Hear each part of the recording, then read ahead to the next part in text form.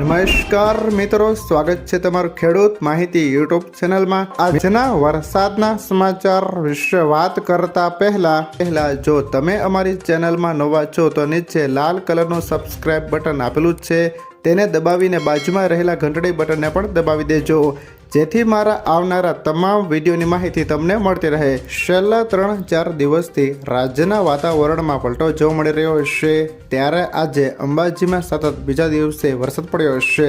અહીં વીજળીના કડાકા ભડાકા સાથે વરસાદ પડ્યો છે। અંબાજી પંથકમાં કરા સાથે વરસાદ પડ્યો છે, જ્યારે લોકો કરા વીણતા નજરે પડ્યા હતા। બીજી બાજુ માવઠાના મારથી ખેડૂતો ચિંતિત છે। કમોસમી વરસાદથી કેરીને પણ વ્યાપક નુકસાન પહોંચ્યું છે। મિત્રો, બીજી બાજુ સુરેન્દ્રનગર જિલ્લાના વઢવાણમાં કરા સાથે વરસાદ પડ્યો છે।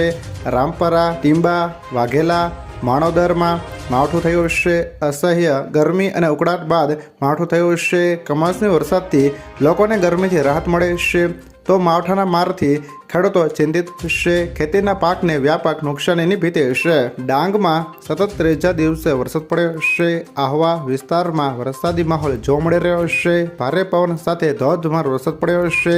વરસાદના કારણે ખેતીમાં નુકસાનીની ભીતિ છે। હવામાન વિભાગે જણાવ્યું છે કે એમપીના મધ્ય ભાગમાં સાયક્લોનિક સર્ક્યુલેશન બનેલું છે, જેના કારણે ગુજરાતના અનેક ભાગોમાં વરસાદ પડી રહ્યો છે। આજે અને આવતીકાલે રાજ્યના છૂટાછવાયા વિસ્તારોમાં વરસાદ થવાનું પૂર્વ અનુમાન છે, જે પછી સૌરાષ્ટ્ર સહિત ગુજરાતમાં શુષ્ક હવામાન રહેશે। આ સાથે તેમણે આજે બનાસકાંઠા, અરવલ્લી, મહીસાગર, દાહોદ, છોટા ઉદેપુર, પંચમહાલ, ખેડા, અમદાવાદ અને ગાંધીનગરમાં વરસાદ થવાની આગાહી કરી છે।